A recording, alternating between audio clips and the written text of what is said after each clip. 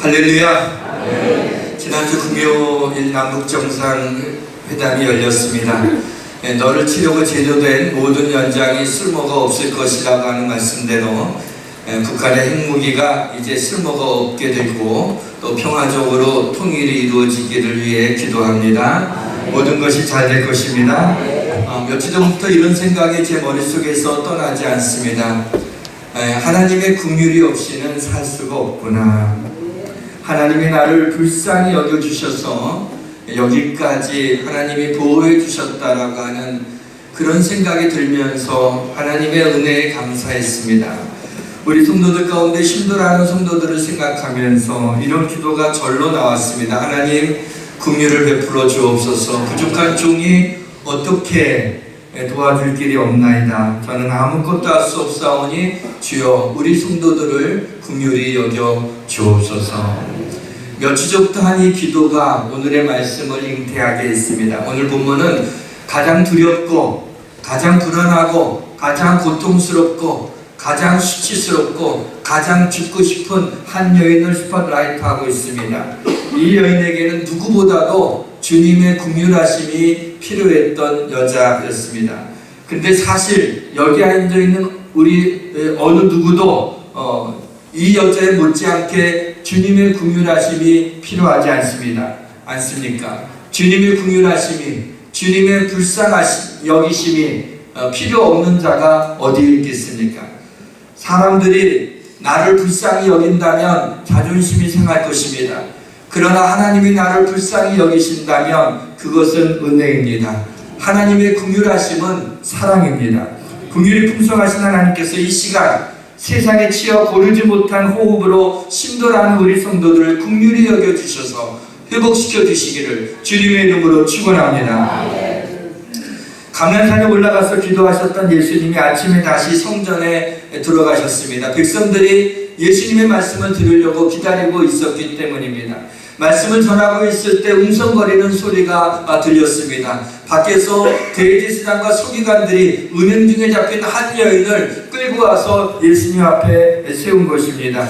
약 2000년 전에는 철저히 종교적인 사회였기 때문에 남편이 아닌 다른 남자와 관계를 갖거나 또 부인이 아닌 다른 여자와 관계를 가질 적에는 그걸 음부라고 했습니다. 그래서 돌로 쳐서 죽이는 그런 무서운 형벌이 있을 때였습니다. 레위기에 보면 누구든지 남의 아내와 간음하는 자 곧 그의 이웃의 아내와 간음하는 자는 그 간부와 음부를 반드시 죽일지니라 라고 하는 무서운 말씀이 있습니다. 그런데 젊은 여자가 은행 중에 현장에서 잡혔습니다. 옷도 제대로 추스리지 못하고 사람들의 손에 질질 이끌려서 예수님 앞에 왔습니다. 그러니 얼마나 두렵고 얼마나 수치스럽고 얼마나 무서웠겠습니까? 그것도 가장 부끄러운 죄를 짓고 가장 거룩하신 주님 앞에 서 있으니 얼마나 민망했겠습니까? 정말 어떻게 보면 이 순간만큼은 여기 있는 이 여자야말로 가장 정말 괴롭고 수치스럽고 고통스럽고 정말 죽고 싶은 여인이 아니었겠는가 생각을 합니다. 종교지자들이 예수님께 묻습니다. 모세는 율법에 이러한 여자를 돌로 치라고 명했는데 선생은 어떻게 말하겠습니까? 이렇게 예수님에게 질문한 것은 예수님을 고발해서 시험에 들게 하기 위해서였던 것입니다.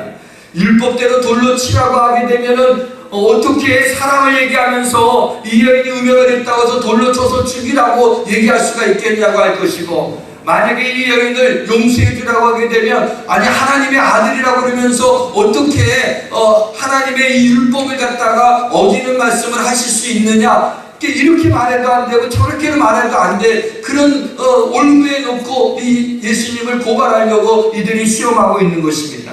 이때 예수님이 아무 말씀도 안 하시고 몸을 굽혀서 손가락에 무엇인가 땅에 쓰셨습니다. 그것이 무엇인지는 알 수가 없어요. 여기 이단들은 그게 뭐다라고 얘기하죠. 성경에서 억지로 그렇게 해석하는 건 굉장히 위험한 일이에요.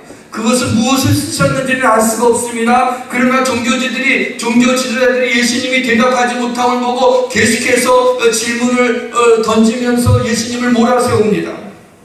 이때 예수님 비로소 일어나 말씀하십니다. 너희 중에 죄 없는 자가 먼저 돌로 치라 그랬어요. 그리고 다시 몸을 굽혀서 땅에 또 무언가를 쓰시고 있습니다. 돌로 치라고 했으니까 율법을 지킨 것입니다. 그런 너희 중에 죄 없는 자가 먼저 돌로 치라고 했으니 세상에 죄 없는 자가 어디에 있습니까? 이 여인이 죄를 졌다고 돌을 들고 이 여인을 쳐서 죽이려고 하는데, 예수님이 그러면 죄가 있다고 돌을 들어 치어서 죽이려고 하면 죄 없는 자가 쳐야 될 거 아니냐? 너희 중에 먼저 죄 없는 자가 치라 했더니 죄 없는 자가 아무도 없어요. 거기에 있는 모든 자들은 이 여인처럼 드러난 죄인은 아니었지만 숨겨진 죄인이었던 것이었습니다. 그러니 그 율법도 어기지 않았고 누구도 이 여자에게 돌을 던질 수 없게 했으니 이 여자의 생명을 살려주신 것입니다.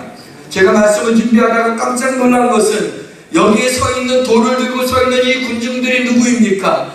예수님이 성전에서 말씀을 전하려고 오실 적에 그 말씀을 들으러 왔던 그 이스라엘의 백성들이었습니다. 하나님의 말씀을 들으려고 성전에 왔던 그들이, 종교 지도자들이 음행한 여인을 붙잡고 와서 이 여인이 죄를 범했다고 돌을 들어 치라고 했을 적에 거기에 있던 이 하나님의 말씀을 들으려고 했던 이 사람들이 이제는 그 마음에 돌을 품고 이 여인을 향해서 돌을 던지려고 하는 그런 마음을 갖고 있었다라고 하는 것이 저는 놀랐습니다. 너무 섬뜩했습니다.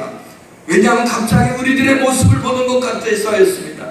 우리가 하나님 앞에 나오지 않았습니까? 하나님의 말씀을 들으려고 나오지 않았습니까? 그게 우리도 모르는 사이에 남을 판단하고 남을 정죄하고 있지는 않습니까? 우리에게 긍휼과 자비를 잊어버리고 있지는 않습니까? 성전에 나온 백성들이 정말 이 여인을 보고 돌을 들고 있었는지는 알 수가 없습니다. 그러나 분명한 것은 마음에 이 음행한 여자가 죽여야 된다고 생각하고 마음에 돌을 들고 있었던 것은 사실이었습니다. 그래서 본문 9절에 보면 그들이 이 말씀을 듣고 양심의 가책을 느껴 어른으로 시작하여 젊은이까지 하나씩 나가고 오직 예수와 그 여자만 남아있다라고 말씀하고 있지 않습니까? 이 장면이 우리에게 말하고 있는 건 그곳에 있던 모든 자들이 이 여인을 향하여 돌을 들며 정죄하려고 있었던 것입니다. 사람들이 다 돌아갔습니다. 그때까지 예수님은 몸을 굽혀서 무엇인가 땅에 쓰고 계셨던 것입니다. 그리고 주님이 사람들이 다 간 것을 보시고 드디어 허리를 펴서 여자를 주목합니다. 여러분, 꽤 많은 사람들이 양심의 가책을 받아 거기에 있던 사람들이 하나씩 둘씩 떠나기 시작했어요. 그 예수님이 얼마나 오랫동안 허리를 굽혀서 땅에 무엇인가 쓰셨을까요? 아마 허리가 아프셨을 것 같아요. 거기서 한 사람 두 사람 떠나게 될 때 주님이 그들을 보지 않으셨어요. 그들이 알아서 떠나도록 그렇게 배려를 해주셨던 것입니다. 그리고 이제 중요한 장면이 등장합니다. 이 장면은 주님이 이 여인을 향한 긍휼하심을 보여주신 장면입니다. 여자여, 너를 고발한 자들이 어디에 있느냐? 너를 정죄하던 자들이 어디 있느냐라고 묻습니다. 그때까지만 해도 수치와 고통과 죽음의 공포와 괴로움과 회한이 밀려오는 이 찢어진 옷을 추스리면서 쪼그리고 앉아있던 이 여인이 눈을 살며시 들어서 돌아보게 될 때 조금 전까지만 해도 자신을 정죄하던 자들이 아무도 없는 것을 봤습니다. 주여 없나이다. 나도 너를 정죄하지 않으니 가서 다시는 죄를 범치 말라. 이 여자가 얼마나 놀라고 얼마나 감사하고 얼마나 기뻤을까요? 아마 모르긴 해도 이 여자가 그 자리에 앉아서 통곡했을 것 같아요. 너무 놀래서, 너무 감사해서, 그리고 주님을 따라 신실한 제자가 되었다라는 것을 우리는 쉽게 짐작할 수 있지 않습니까? 그런데 갑자기 이 쪼그리고 앉아있는 이 여자가 또 우리들의 모습이 아닌가 생각을 했습니다. 우리 인생이 얼마나 힘들고 얼마나 아프고 얼마나 괴롭습니까?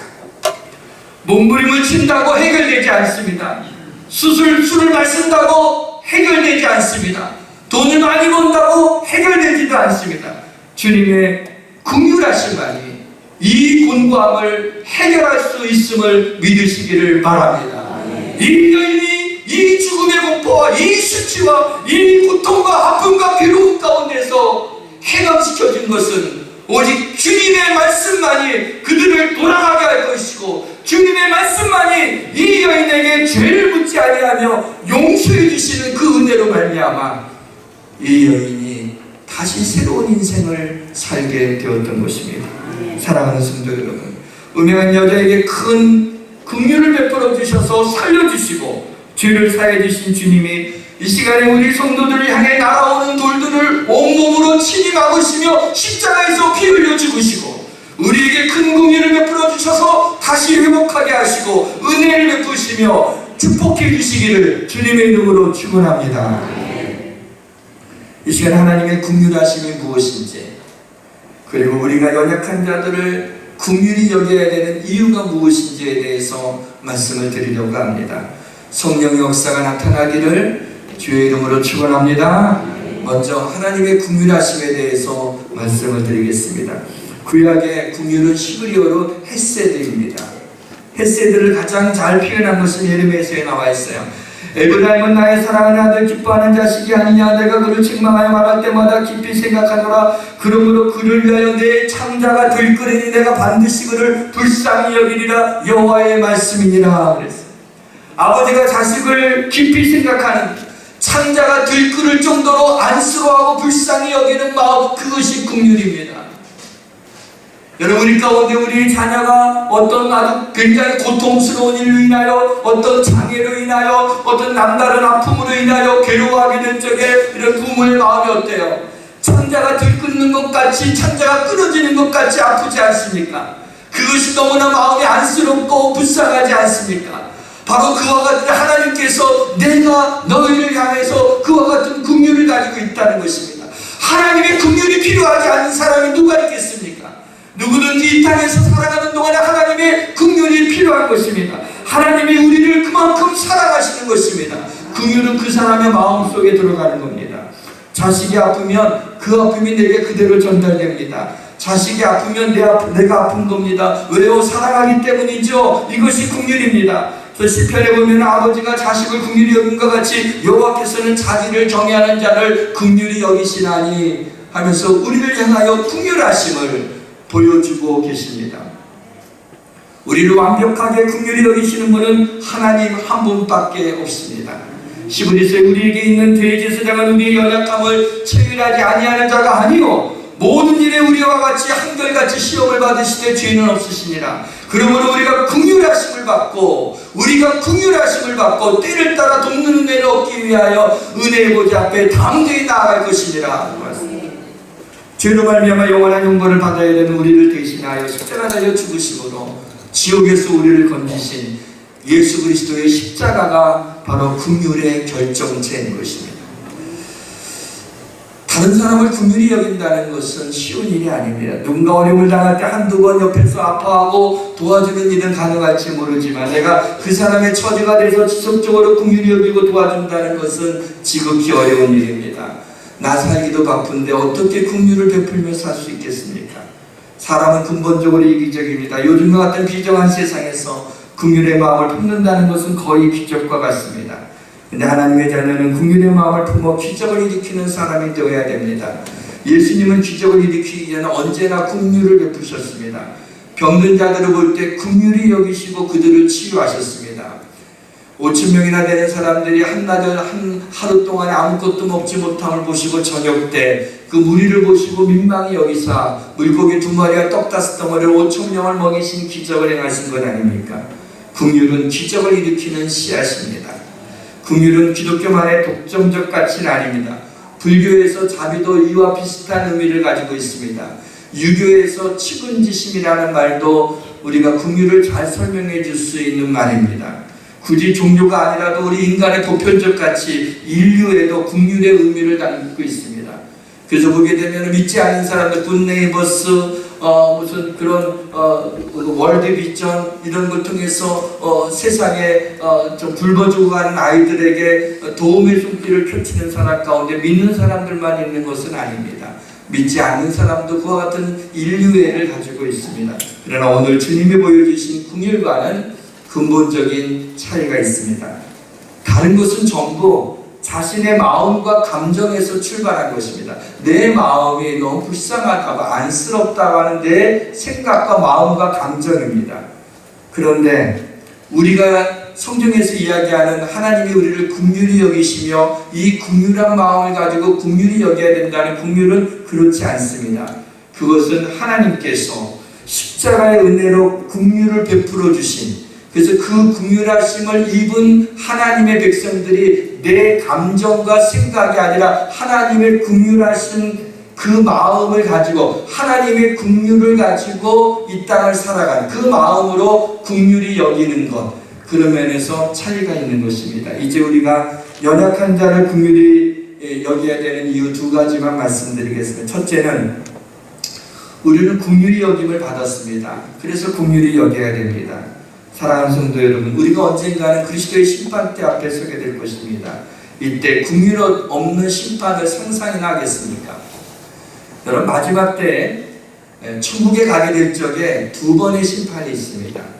첫 번째 심판은 백보자 심판이라고, 신보자 심판이라고 일컫는 심판입니다. 이 심판은 생명책에 기록된 자는 하나님 나라 천국에 가는 것이고, 생명책에 이름이 기록되지 않는 자는 음부에 떨어지는, 지옥에 떨어진다고 말씀하고 있습니다. 우리가 예수 그리스도를 나의 주로 믿기만 하는 자는 그는 누구나 구원받는 게 틀림이 없습니다. 생명책에 이름이 기록된 겁니다.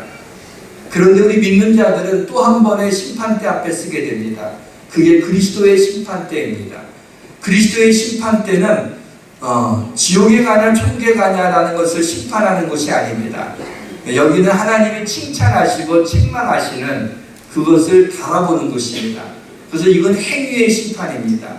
그리스도의 심판대 앞에서는 우리가 하나님이 맡겨주신 사명을, 하나님이 주신 달란트를 하나님의 영광대로 사용했는지, 하나님의 뜻대로 인생을 살아왔는지, 그렇게 했을 때 하나님께서는 그에게 면류관을, 칭찬을 해주십니다.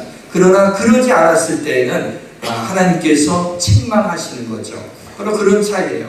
그런데 우리가 그리스도의 심판대 앞에 섰을 때 만약에 긍휼 없는 심판이 있다면 여기에서 우리가 칭찬받을 사람이 어디 있겠습니까? 아마 다 책망만 받게 될 거예요. 그런데 야고보서에 보니까 긍휼을 행하지 아니하는 자에게는 긍휼 없는 심판이 있으리라 라는 말씀이 나옵니다. 긍휼을 행하지 않으면 긍휼 없는 심판이 있겠다라고 얘기하며 하나님의 긍휼의 마음을 갖기를 원하십니다. 그런데 여기서 우리가 혼동하지 말아야 될 것이 있어요. 긍휼히 여긴다는 게 뭘까요? 우리 성도들 먼저 믿는 가정들에게 더하라 그랬어요. 그래서 이제 믿는 가정들에게 긍휼히 여기는 마음을 가져야 됩니다. 그런데 이렇게 생각하는 사람이 있어요. 긍휼히 그것이 돈거래하라는 의미는 절대로 아니에요. 교회에서는 절대로 누구 어렵다고 돈을 빌려주거나 그러면 절대로 안 됩니다. 왜냐하면 마귀가 틈타기 때문에 그래요. 그냥 다른 하나님과 상관없는 데서는 그냥 거래하는 거예요. 그거는 상관이 없어요. 그러나 여기에는 하나님의 영이 임하는 곳입니다. 하나님이 임재하시는 곳이에요. 여기에 돈거래가 가면 그 돈은 우리에게 약한 부분이에요. 그러니까 마귀가 틈을 타게 돼요. 틈을 타게 되면은 그러면 교회가 힘들어지게 됩니다. 그리고 돈을 빌려준 사람도 넘어지게 되고 돈을 빌려받은 사람도 넘어지게 되는 거예요. 그것은 죄입니다. 절대로 교회 안에서는 그런 돈거래를 하시면 절대로 안 돼요. 우리 성도들이 사랑을 가지고 긍휼을 갖는다고 하는 것이 그의 삶을 도와주는 것이 아니에요. 우리가 서로 사랑하고 용서하고 서로 우리가 함께 기도해 주는 그것이지 그런 것들이 들어가게 될 때 마귀가 틈타기 때문에 그런 부분을 조심하고 그런 것들은 절대로 교회를 위해서도 나를 위해서도 또 그렇게 돈을 빌려달라고 하는 사람을 위해서도 그것은 해서는 절대로 안 되는 것입니다. 보게 되면 재벌이 돼도 갑질로 인해서 온 가족이 비난을 받는 그런 수치를 당하는 일도 있습니다. 우리가 뽑은 대통령도 퇴임 후에는 감옥에 가는 이 불행의 역사를 우리는 반복적으로 보고 있지 않습니까? 중요한 것은 결국 구원받았느냐 구원받지 못했느냐, 그것이 그 사람의 영원한 운명을 결정하는 것입니다. 구원받지 못했다면 그 모든 것을 재벌이 돼도 또 대통령이 돼도 그것은 가장 불쌍한 수치스러운 사람이 되는 것입니다. 장례 때 장례식을 많이 하다 보게 되면 이제 육신을 떠난 영혼, 육신이 돌아가셨다는 건 슬퍼하지만 그 영혼이 때로는 믿지 않는 분들이 있어요. 믿지 않고 지옥에 간 것을 아파하는 사람은 별로 보지를 못했습니다. 그러나 정말 신도라는 건 뭐예요? 육신이 떠나는 건 누구나 한 번은 떠날 수 있는 거예요. 부모님은 우리보다 먼저 앞서가게 되어 있습니다. 그러나 그 영혼이 구원받지 못했다고 하는 것, 그것이 너무나 안타까워서 그것을 가지고 우리가 슬퍼해야 되지 않겠습니까? 사랑하는 성도 여러분, 그래서 우리는 주님을 믿지 않는 영혼에 대해 긍휼히 여기는 마음을 가져야 됩니다. 그들이야말로 세상에서 가장 불쌍한 사람들이기 때문입니다. 물론 지금 믿지 않는 사람이 지금 제 설교를 듣는다면 너나 잘하세요 라고 받아칠 거예요. 그래도 우리는 그들의 영혼에 예수님이 필요하다는 걸 알기 때문에 영혼을 구원하는 일에 그리스도의 심장으로 그들을 사랑하고 그들을 팽개치지 말고 어떻게 해서라도 그들에게 이 주님의 긍휼하심이, 주님의 그 은혜가, 주님의 사랑이 들어갈 수 있도록 위해서 우리가 기도하고 그 영혼들을 위하여 간구하며 붙잡고 적어도 주님만은 알 수 있게, 주님을 믿을 수 있게끔 그렇게 우리가 애쓰며 긍휼의 마음을 가져야 될 것입니다. 먼저 긍휼히 여김을 받지 않았습니까? 우리는 하나님으로부터 긍휼히 여김을 받아서 하나님 이 많은 사람 앞에 음행하다가 잡혀서 부끄러움을 견딜 수 없는 이 수치당하는 이 여자, 우리가 그 정도는 아니고 그렇게 드러나진 않았더라도 우리가 주님 앞에 거룩한 빛 앞에 서게 됐을 때 얼마나 우리가 부끄러운 죄인입니까? 그런데 우리를 용서하셨어요. 긍휼히 여기신 것입니다. 그래서 우리에게 주님이 그 긍휼함으로 너희도 긍휼히 여기라고 말씀하고 있는 것입니다. 두 번째는 우리가 연약한 자를 긍휼히 여기는 이유는 아주 현실적인 이유인데요, 바로 나의 행복을 위해서입니다. 팔복 가운데 보게 되면 긍휼히 여기는 자는 복이 있나니 긍휼히 여김을 받을 것이다. 여기에 긍휼히 여기는 자가 복이 있다, 아니 복이 있다 그랬어요. 여러분, 정이라는 이름으로 따지지 말아야 돼요. 많은 사람들이, 여러분, 팩트 폭력이라는 말 들어봤습니까? 이게 사실이에요. 근데 사실을 사실이라고 그냥 이렇게 하게 되면 그렇게 정의의 이름으로, 팩트라는 이름으로 사람을 정죄하고 이렇게 하게 될 때 나중에 본인이 돌려받습니다. 본인이 돌려받습니다. 잘 들으세요. 정죄는 우리가 하는 게 아니에요. 하나님이 하시는 거예요. 판단은 우리가 하는 게 아니에요. 하나님이 판단하시는 거예요. 심판은 우리가 하는 게 아니에요. 하나님이 심판하는 거예요. 우리는 허다한 허물을 사랑으로 덮어주는 거죠. 우리가 계산하지 않고 긍휼을 베풀 때 하나님은 우리의 작은 긍휼하심도 정확히 계산해서 면류관을 주실 것입니다. 어떤 분이 어릴 때 부모님이 다 돌아가셨어요. 근데 부모님도 믿음이 좋으셨던 분들이고 이분도 어릴 때부터 교회 생활을 잘했기 때문에 부모님이 다 돌아가셨지만 작은 아버지 집에서 있으면서도 교회 가는 일을 열심히 갔어요.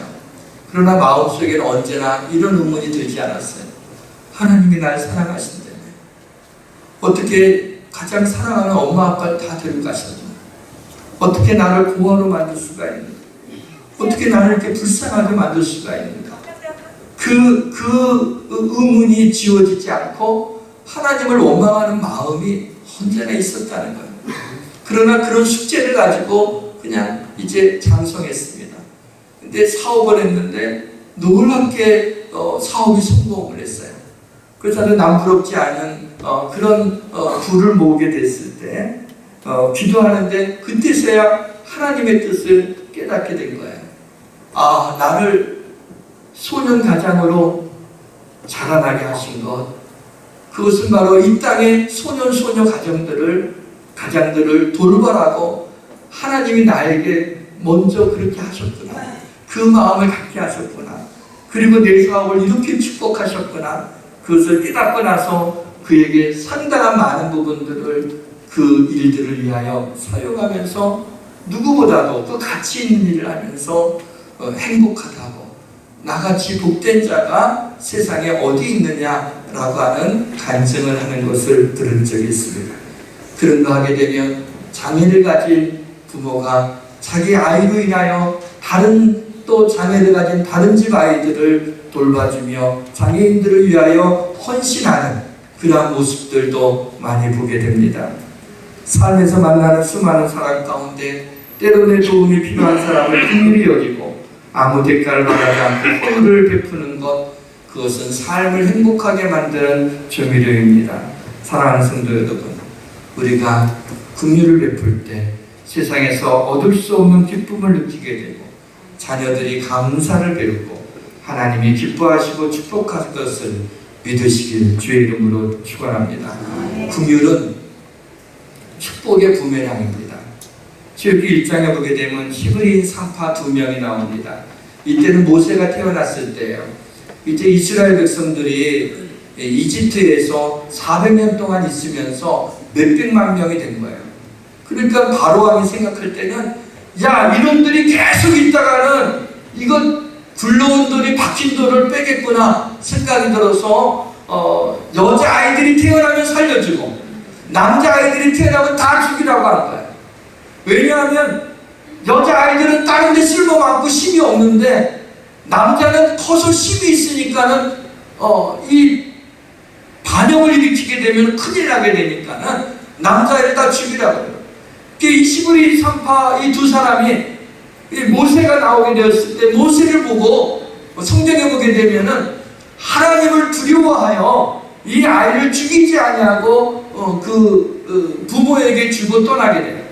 나중에 그것을 알고 왔을 때 이 히브리 산파들이 우리가 왔을 때 이미 이 애가 나와서 없어졌다고 이렇게.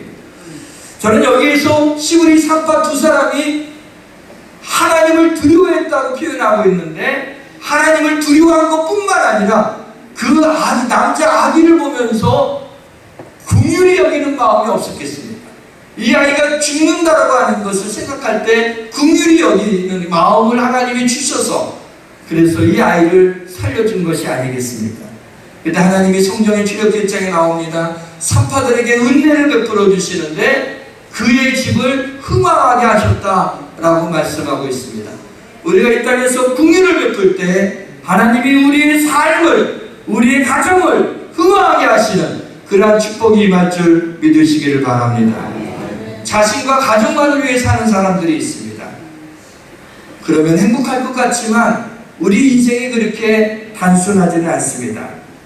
잠언에 보면 흩어구제하여도 더욱 부하게 되는 일이 있나니 과도의 학교도 가난하게 될 뿐이라 구제를 좋아하는 자는 풍족하여질 것이요 남을 윤택하게 하는 자는 자기도 윤택하여지리라. 여러분, 우리가 긍휼을 베푸는 건 좋은 일이에요. 그러나 기쁨으로 하셔야 됩니다. 은혜로 하셔야 됩니다. 그러지 않으면 사단이 틈을 타게 되는 거예요. 내가 할 수 있을 만큼만 하셔야 되는 거예요. 사랑하는 성도 여러분, 우리 인생은 이기심의 감옥을 깨트릴 때 행복의 물결이 밀려오는 것입니다. 독사의 머리를 들고 있으면 행복하지 않습니다. 긍휼의 마음을 품으면 행복합니다. 그래서 로마서에 보게 되면 긍휼을 베푸는 자는 즐거움으로 할 것입니다. 사랑하는 성도 여러분, 즐거운 마음으로 긍휼을 베풀며 살 때 우리의 삶이 행복하게 됨을 믿으시기를 바랍니다. 긍휼을 베푸신 하나님, 하나님의 긍휼 안에서 하나님이 나를 긍휼히 여기시는 그 은혜가 여러분의 마음에서 떠나지 아니하며 긍휼히 여기는 삶을 살기를 주의 이름으로 축원합니다. 하나님을 찬양하겠습니다. 하나님의 은혜로 1절과 3절만